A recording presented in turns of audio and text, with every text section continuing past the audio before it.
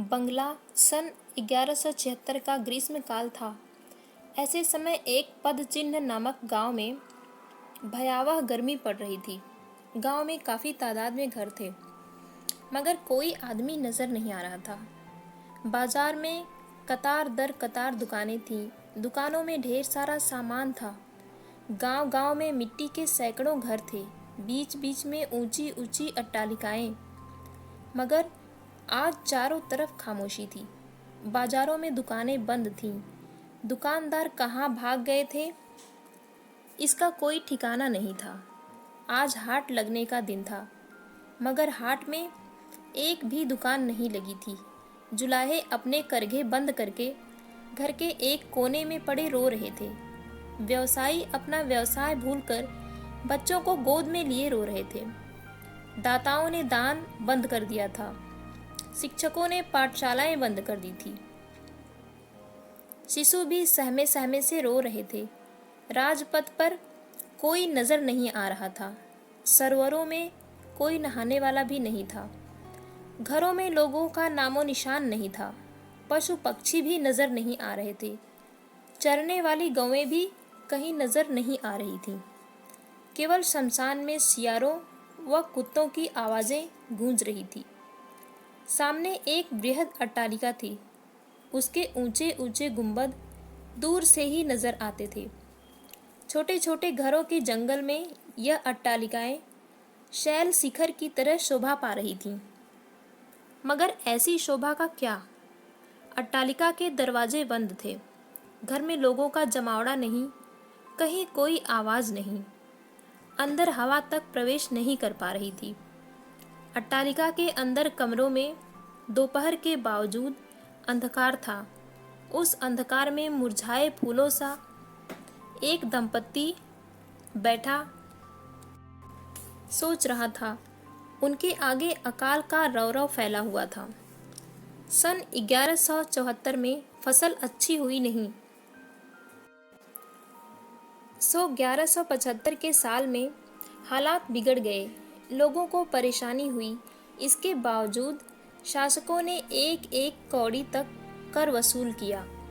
इस कड़ाई का नतीजा यह हुआ कि गरीबों के घर एक वक्त चूल्हा जला। सन 1175 में वर्षा ऋतु में अच्छी बारिश हुई। लोगों ने सोचा शायद देवता सदय हुए हैं, सो खुश होकर राखाल ने मैदान में गाना गाया। कृषक पत्नी फिर चांदी की पाजेब के लिए पति से इसरार करने लगी।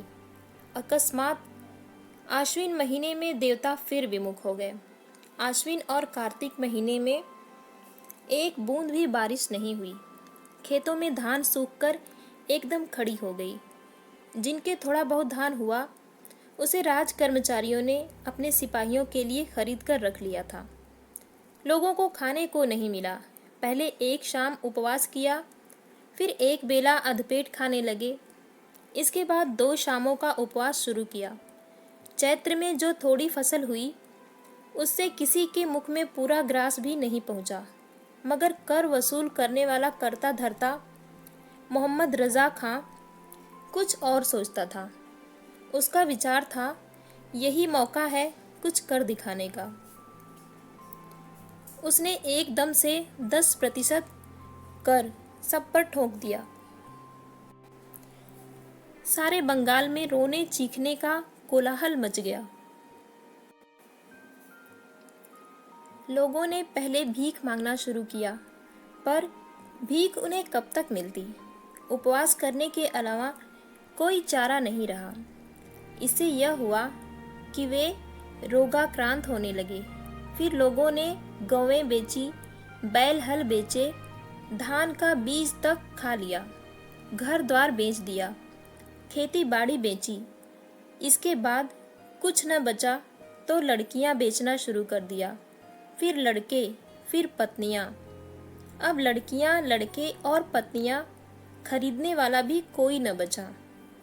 खरीदार रहे नहीं, सभी बेचने वाले थे। खाने की चीज़ों का अभाव ऐसा दारुण था कि लोग पेड़ के पत्ते खाने लगे, घास खाने लगे, टहनियाँ और डालियाँ खाने लगे। जंगली व छोटे लोग कुत्ते, बिल्ली और चूहे खाने लगे। कई लोग भाग गए, जो भागे वे भी विदेश में जाकर भूखों मर गए। जो नहीं भागे वे अखाद्य खाकर या अनाहार रहकर रोग में पड़कर मारे गए। रोग को भी मौका मिल गया। जहाँ देखो वहीं बुखार, हैजा, क्षय और चेचक। इनमें चेचक का प्रकोप ज़्यादा ही फैल गया था। घर घर में लोग चेचक से मर रहे थे। कौन किसे जल दे या कौन किसे छुए, न कोई किसी की दवा दारू कर पाता, न कोई किसी की देखभाल कर पाता, और मरने पर न कोई किसी का शव उठा पाता। अच्छे अच्छे मकान भी बदबू से ओत प्रोत हो गए थे। जिस घर में एक बार चेचक प्रवेश कर जाता, उस घर के लोग रोगी को अपने हाल पर छोड़कर भाग निकलते। महेंद्र सिंह पदचिन्ह गांव के बहुत बड़े धनवान थे, मगर आज धनी और निर्धन में कोई अंतर नहीं था। ऐसी दुखद स्थिति में व्याधिग्रस्त होकर उनके समस्त आत्मीय स्वजन, दास दासी आदि बारी बारी से चले गए थे। कोई मर गया था तो कोई भाग गया था। उस भरे पूरे परिवार में अब बचे रहे थे वे स्वयं, उनकी पत्नी और एक शिशु कन्या। उन्हीं की कथा सुना रहा हूँ।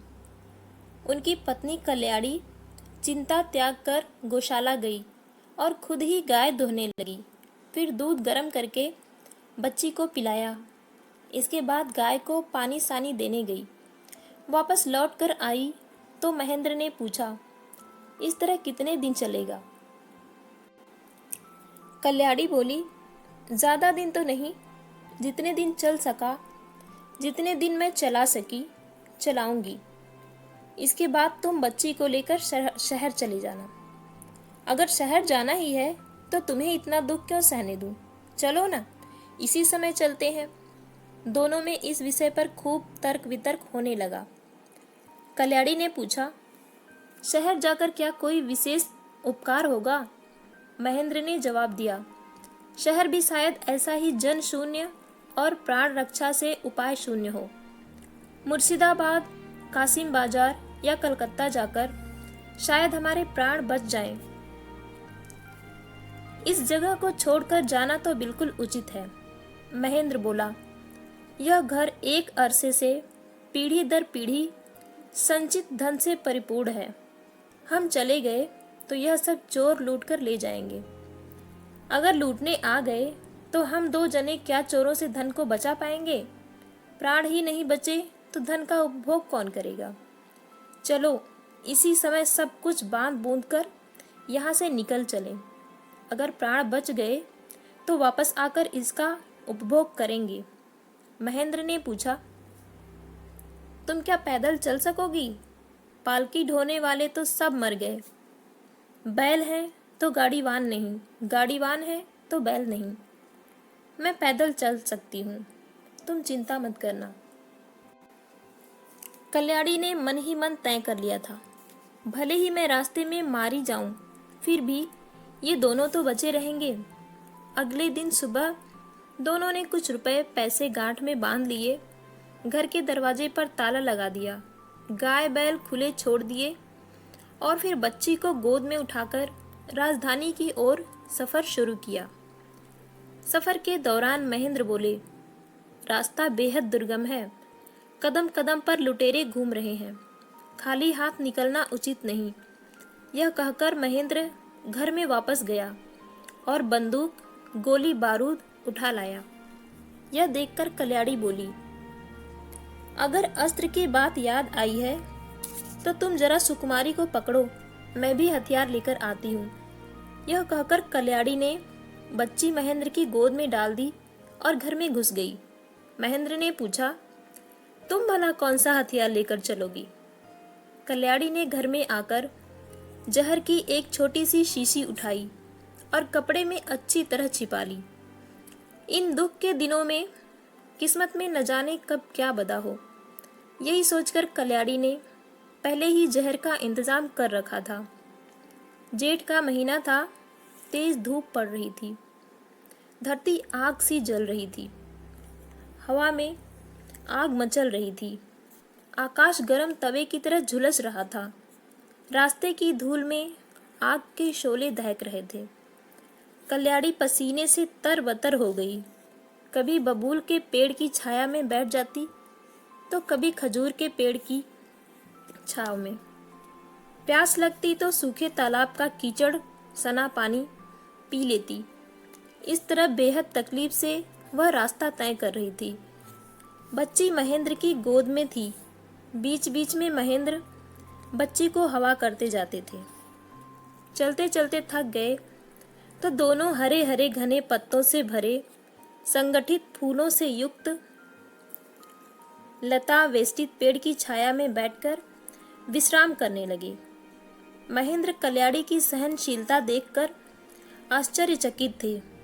पास ही एक सरोवर से वस्त्र भिगोकर महेंद्र ने अपना और कल्याणी का मुंह, हाथ और सिर सिंचित किया। कल्याणी को थोड़ा चैन मिला, मगर दोनों भूख से बेहद व्याकुल थे। यह भी दोनों सहन करने में सक्षम थे, मगर बच्ची की भूख प्यास सहन करना मुश्किल था। सो वे फिर रास्ते पर चल पड़े। उस अग्निपथ को पार करते हुए वे दोनों शाम से पहले एक बस्ती में पहुंचे। महेंद्र को मन में आशा थी कि बस्ती में पहुंचकर बच्ची व उनकी पत्नी के मुंह में शीतल जल दे सकेंगे। प्राण रक्षा के लिए 2 कौर भी नसीब होंगे। लेकिन कहाँ? बस्ती में तो एक भी इंसान नजर नहीं आ रहा था। बड़े बड़े घरों में सन्नाटा छाया हुआ था। सारे लोग वहां से भाग चुके थे। महेंद्र ने इधर उधर देखने के बाद बच्ची को एक मकान में ले जाकर लिटा दिया। बाहर आकर वे ऊंचे स्वर में पुकारने लगे, मगर उन्हें कहीं से कोई उत्तर नहीं मिला। वे कल्याणी से बोले, सुनो, तुम जरा हिम्मत बांधकर यहाँ अकेली बैठो। यहाँ अगर गाय हुई तो श्री कृष्ण की दया से मैं दूध ला रहा हूँ। यह कहकर उन्होंने मिट्टी की एक कलसी उठाई और घर से बाहर निकले। वहाँ कई कलसियां पड़ी थीं। द्वितीय परिच्छेद। महेंद्र चले गए।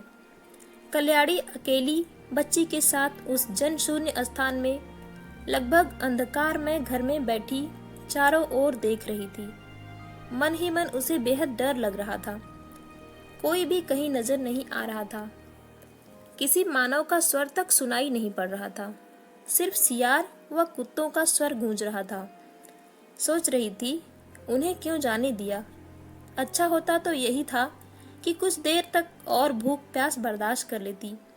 जी में आया चारों तरफ के दरवाजे बंद करके बैठे, मगर एक भी दरवाजे पर कपाट अथवा अर्गला नहीं थी। इस प्रकार चारों ओर निहारते निहारते सामने के दरवाजे पर उसे एक छाया सी नजर आई। वह छाया मनुष्याकृति सी प्रतीत हुई, पर ठीक मनुष्य सी भी नहीं लगी। अतिशय शुष्क शीर्ण, अतिशय कृष्ण वर्ण, नग्न विकटाकार, मनुष्य जैसा न जाने कब आकर दरवाजे पर खड़ा हो गया था। कुछ क्षणों के बाद उसी छाया ने जैसे अपना एक हाथ उठाया। अस्थि चर्म से आवंटित अति दीर्घ शुष्क हाथ की दीर्घ शुष्क उंगली से उसने जैसे किसी को इशारा किया। कल्याणी के प्राण सूख गए। तभी उसकी तरफ एक और छाया शुष्क कृष्णवर्ण दीर्घाकार नग्न पहली छाया के बगल में आकर खड़ी हुई। इसके बाद एक और छाया आई। इसके बाद एक और छाया, फिर कई छायाएं आ गईं। धीरे धीरे चुपचाप वे सब कमरे में एकत्र हो गईं। वह लगभग अंधकारमय घर रात के शमशान की तरह भयावह हो उठा। तभी वे सारी प्रेतवत मूर्तियां कल्याणी व उसकी बच्ची को घेर कर खड़ी हो गईं। कल्याणी लगभग मूर्छित सी हो गई। अब कृष्णवर्ण शीर्ण छायाओं ने कल्याणी व उसकी बच्ची को पकड़कर उठा लिया। फिर वे घर से बाहर निकली और मैदान को पार करते हुए जंगल में प्रवेश कर गईं। कुछ क्षणों के बाद महेंद्र कलसी में दूध लिए वहां आ पहुंचे।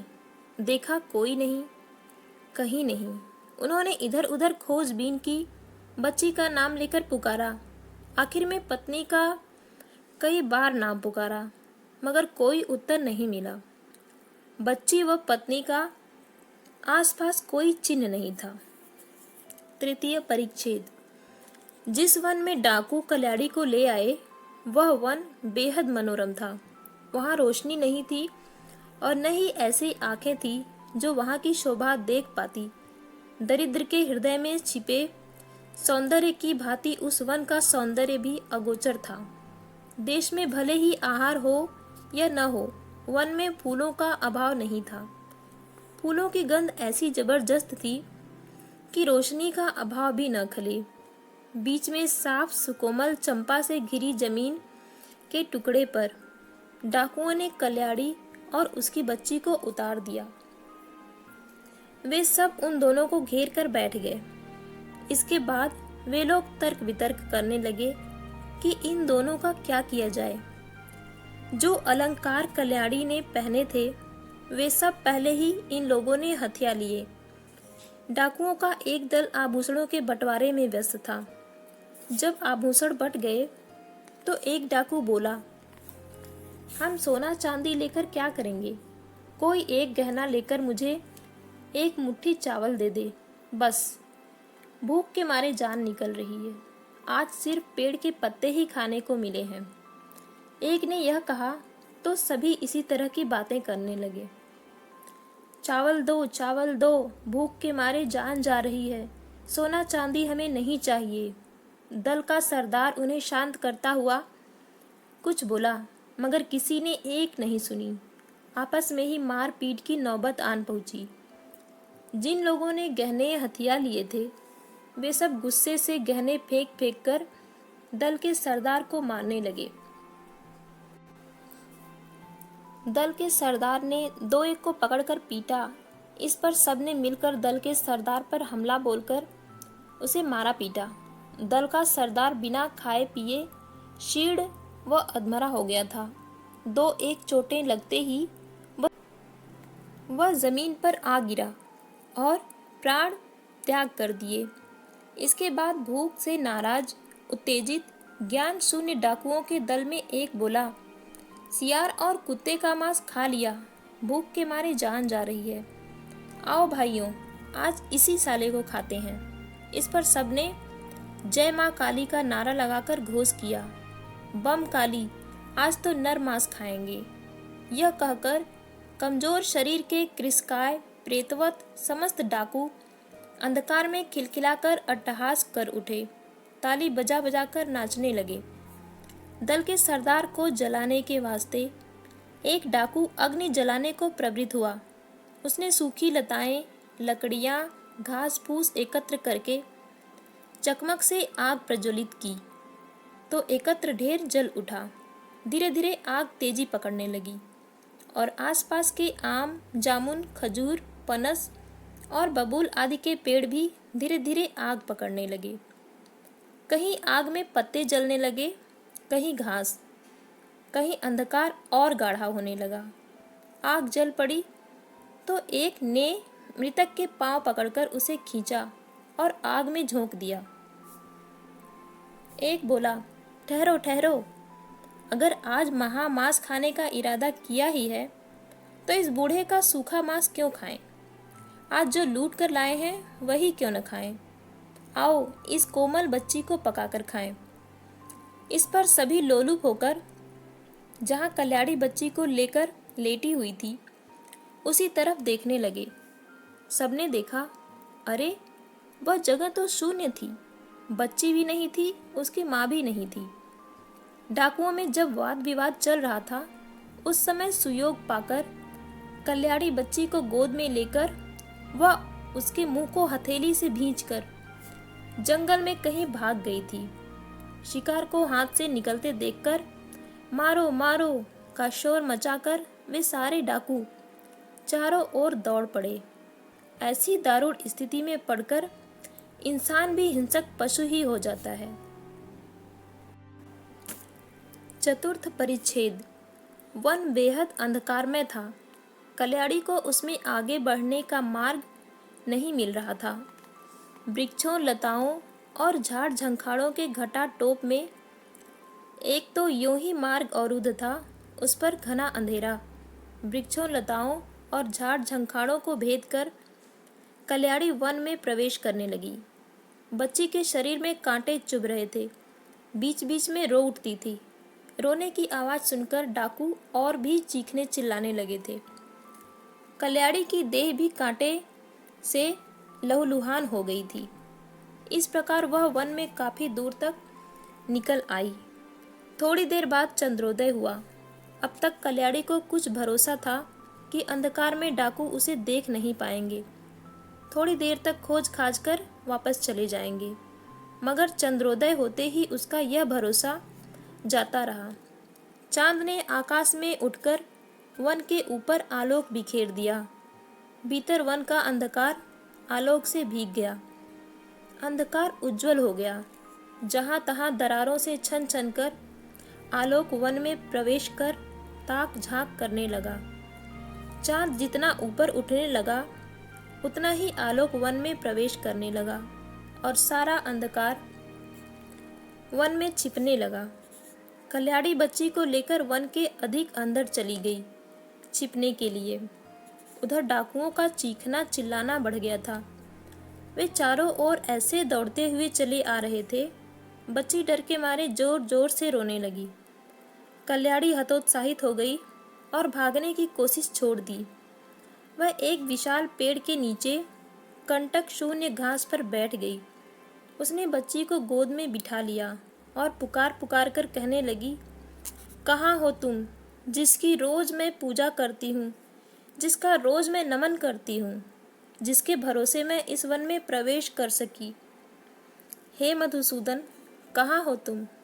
उसी समय भय, भक्ति की प्रगाढ़ता और क्षुधा तृष्णा के अवसाद से कल्याणी धीरे धीरे चेतना शून्य हो गई थी।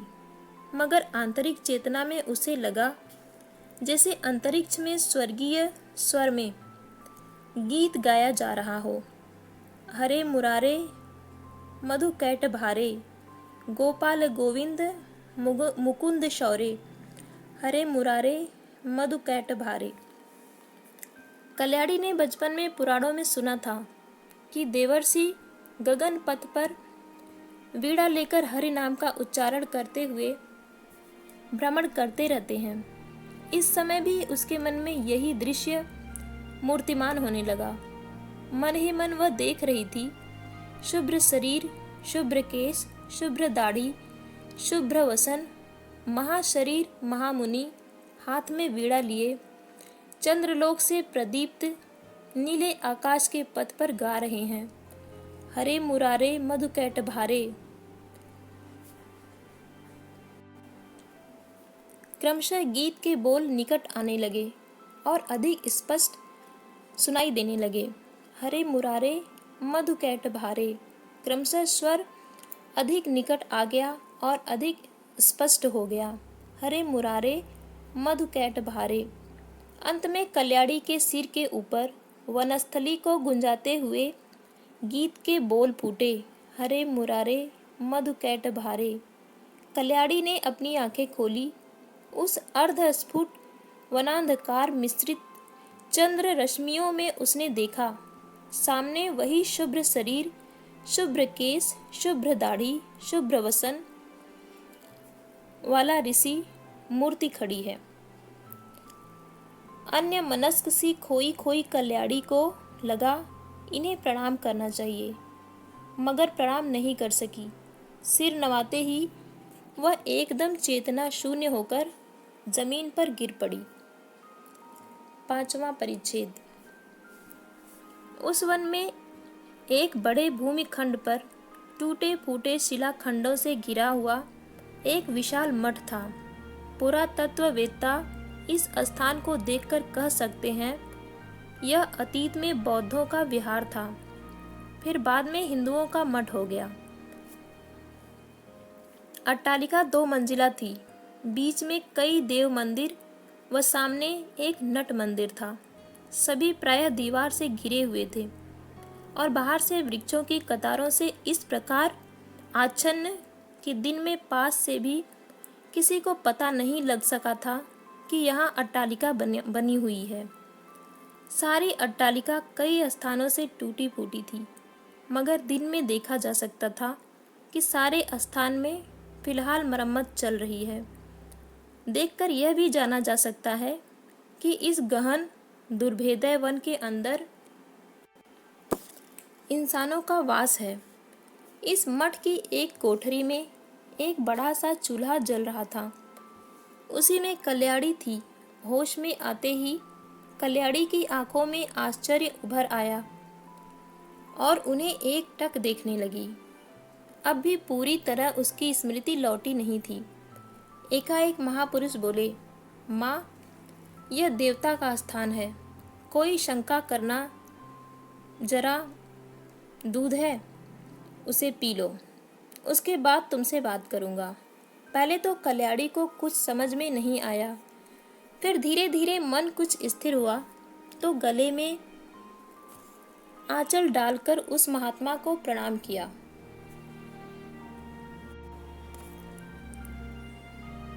उन्होंने शुभाशीर्वाद दिया और एक कमरे में मिट्टी का पात्र निकालकर उसने दूध गर्म किया। दूध गर्म हो गया तो उसे कल्याणी को देते हुए बोले, माँ, बच्ची को कुछ पिलाओ, तुम भी कुछ पियो, इसके बाद मैं बात करूँगा। कल्याणी दिल मजबूत करके बच्ची को दूध पिलाने लगी।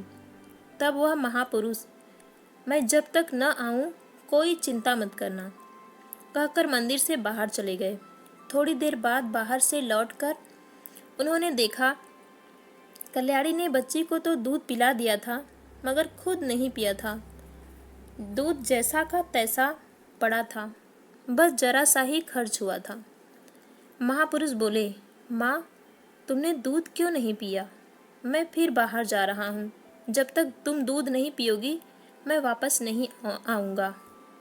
वह ऋषि तुल्य पुरुष यह कहकर बाहर जाने को हुआ तो कल्याणी ने उन्हें हाथ जोड़कर फिर प्रणाम किया। वनवासी ने कहा, तुम कुछ कहना चाहती हो? कल्याणी बोली, मुझे दूध पीने का आदेश मत दीजिए, कोई बाधा है, मैं नहीं पीऊँगी। इस पर वनवासी अत्यंत मृदु स्वर में बोला, कैसी बाधा है, मुझे बताओ, मैं वनवासी हूँ, ब्रह्मचारी हूँ, तुम मेरी कन्या हो, भला ऐसी क्या बात है तो तुम मुझे बता नहीं सकती? मैं जब वन से तुम्हें अचेतावस्था में ले आया तभी समझ गया था कि तुम भूख प्यास से व्याकुल हो। अगर तुम खाओगी पियोगी नहीं तो बचोगी कैसे? कल्याणी नम आंखों से बोली, आप देवता हैं, आपको जरूर बताऊंगी। मेरे पति अब तक निराहार हैं। जब तक उनकी खबर न मिले या यह पता न चले कि उन्होंने कुछ खा लिया, तब तक मैं कैसे खा सकती हूँ? ब्रह्मचारी ने पूछा, तुम्हारे पति कहाँ हैं? कल्याणी बोली, यह मैं नहीं जानती। वे जब दूध लाने बाहर गए थे, डाकू मेरा अपहरण करके जंगल में ले आए। इस पर ब्रह्मचारी ने एक एक कर कल्याणी से कुछ सवाल किए और उसके पति का पूरा वृत्तांत प्राप्त कर लिया। कल्याणी ने पति का नाम नहीं बताया, बता भी नहीं सकती थी, मगर उसकी बातों से महापुरुष को उसके पति का परिचय मिल गया। उन्होंने पूछा, तुम महेंद्र की पत्नी हो? कल्याणी ने सिर झुका लिया और जिस आग पर दूध गर्म हुआ था उसमें लकड़ी डालने लगी।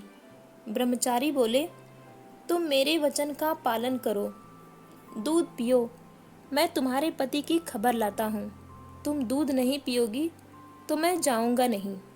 कल्याणी बोली, क्या थोड़ा पानी होगा?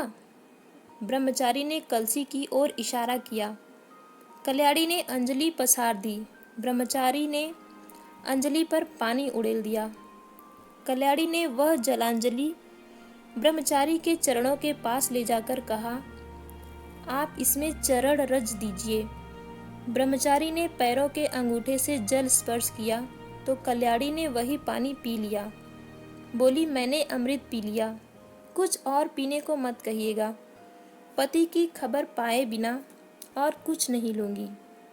ब्रह्मचारी बोले, तुम निर्भयता से इस देव मंदिर में रहो, मैं तुम्हारे पति की खोज में जा रहा हूँ। तो आज के लिए सिर्फ इतना ही। मिलते हैं अगले एपिसोड में।